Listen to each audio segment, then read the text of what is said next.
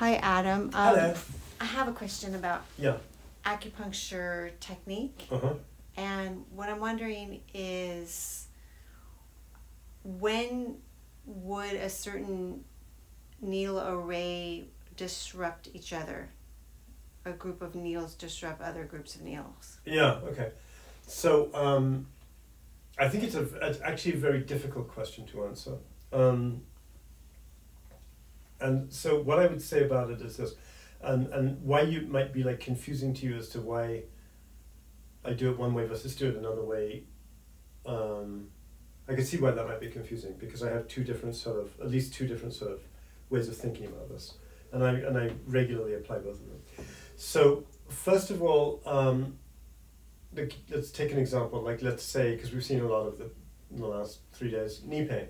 We've seen a lot of knee pain, with pain extending from the spleen 9 zone and to the side of the patella and so on, and then going down. So when I look at that, one way I'm just going to think about that is like channels, right? Like so, okay, the main problem is say on the spleen channel. So if I wanted to do like sort of more palpatory approach, which I often do, then I'm going to be palpating, or I'm going to ask you to palpate spleen channel downstream from where the problem is, and upstream from where the problem is. So typically, the one thing you'll most commonly notice is I'm not putting needles where the actual problem is, right? There are exceptions to that, but most commonly I'm not. I'm looking for the nearest trigger point on the affected channels, right? And so in this case, the example, it's a knee issue. I'm going to be looking on, if we determine, it's spleen channel, and maybe the person has diabetes, maybe they're an earth type, and a spleen channel makes sense constitutionally and clinically for other reasons than just that's where the pain is. I'm going to look on the upper portions of the spleen channel on the thigh. I'm going to look on the lower portions of the spleen channel on the leg, and I'm going to be palpating for if there's any obvious lesions, or like that's like one common way that I'll do things, right? So now let's say that we found something going on the spleen channel around spleen 11 or higher up or something, and some bunch of stuff going on the spleen channel further down, and we decide to, after finding those zones is great because it's already an acupressure kind of opening of the energy, and it prepares the channel for the needles. Then we do some kind of localized needling where we're needling into nodules or blockages and stuff like that. So, but maybe we also find deficiency on the channel, right? In which case we're often going to take a gold needle and we're going to apply a tonification kind of approach. So now I've got a channel, the spleen channel, that has the problem on it and that has been very fully needled, right? So then what I want to do at that point is I want to put on my balance hat, right? And think about, okay, spleen channel, what balance is spleen channel?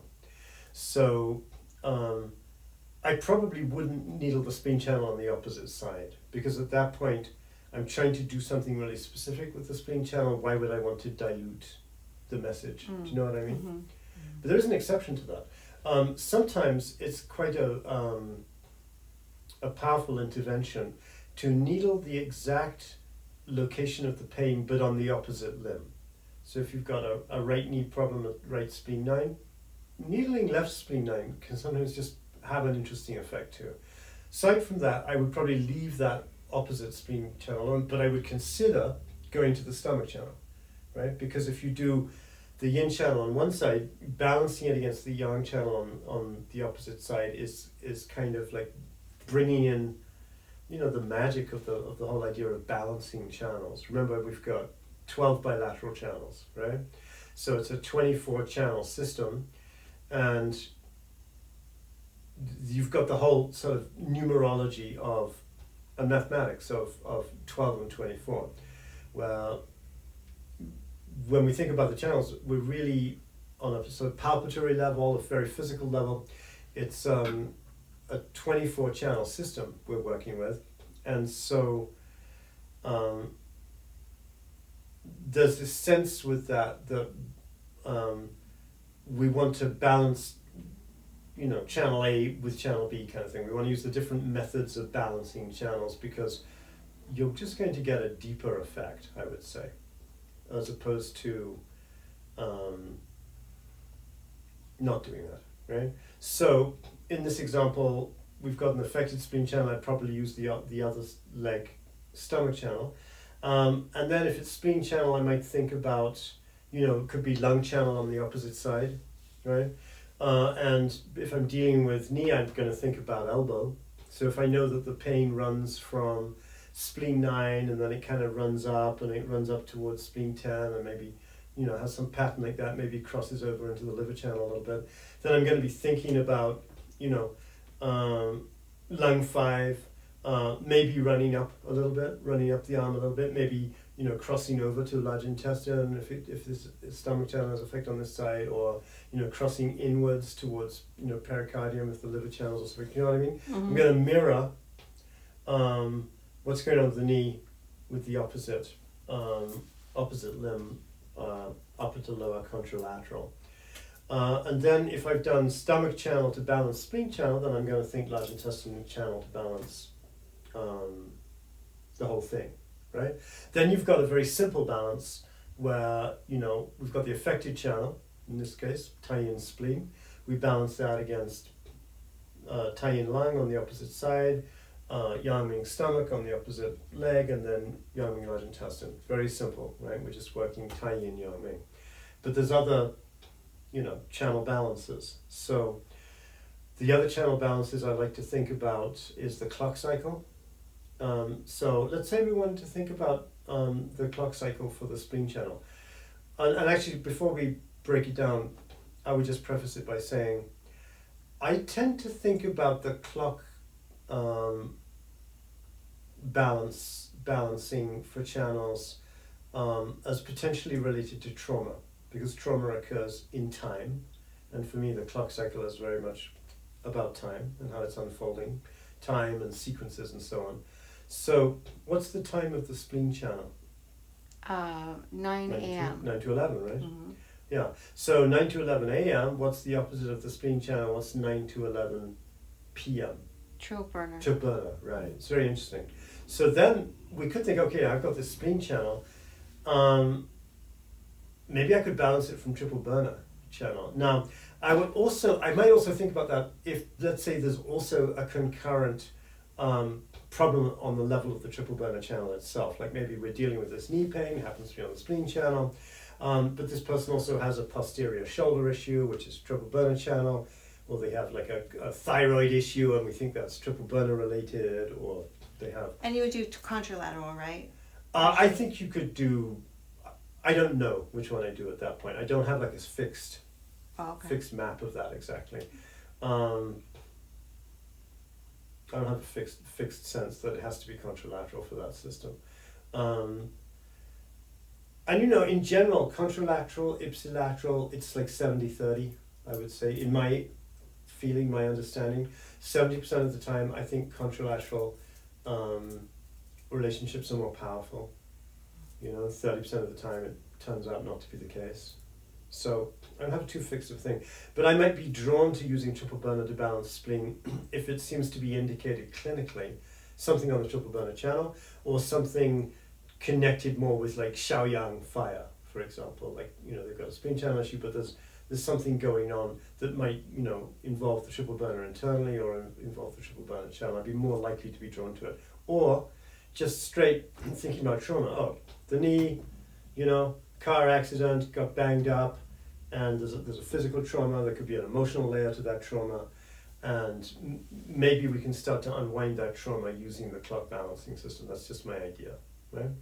So then another balancing methodology would be the Biajing, or the fifth balancing system, which comes from that, I think it's the 5th or 6th chapter of the Ling Shu, where it says that Tai-Yin and Tai-Yang are opening, and Yang-Ming and Jui-Yin are closing, kind of like concentrating, closing, and Xiao-Yin and Xiao-Yang are like the pivot, right? So that's a really simple balancing system, and I personally believe that that balancing system relates more to the emotional body. So if I know I'm dealing with emotions, right, like the emotional component of the problem is really quite large, in addition to whatever is physically going on. Like in this example, let's say they've got pain around spleen 9, but maybe they also have a lot of emotions of it could be fear, which is often connected to the knees, or something else. It could be some other emotion. I might be more drawn to thinking about the fifth balancing system. So in this case, we've got spleen tai yin, and so we could see that balanced with small intestine tai yang, right? So that becomes kind of interesting, because then you've got the spleen channel, which is your affected channel, and then you've got how do you balance that channel? Well, you could use large intestine, right? Because it's, yang ming tai yin, or you could use triple burner because it's the clock cycle, or you could use small intestine because it's the fifth balancing system. So that becomes kind of interesting. Mm-hmm. So, and then no matter which balancing system I might want to use, I'm going to tend to do 3 or 4 of the other limb positions. Well, in this case, 2 or 3 of the other limb positions, making rational sense of that, right? So one thing about that is, let's say it's just very conventional, very straightforward, tie-in spleen channel on the right leg, and then I go to yang ming stomach channel on the left leg, and I go to large intestine, yang ming large intestine on the right arm, and I go to tai yin lung on the left arm, and so it's just very straightforward, right? Tai yin yang ming, crossing over. Let's say I wanted to do the clock cycle, so spleen triple burner. So then I might be going spleen triple burner. I might still be going stomach pericardium, right? Because then pericardium and triple burner balance each other, especially if it's clinically indicated. The person's got this knee thing, but yeah, they've also got a bunch of stomach acidity, or they've got some chest tightness, you know what I mean? So as you think through the different balancing systems, you want to be thinking about clinically what makes sense. Or to just extend the example further, if we decided to do the fifth balancing system, affected channel spleen, balance it against the fifth balancing system because I'm working on their emotions. Small intestine means I can balance it against heart, right?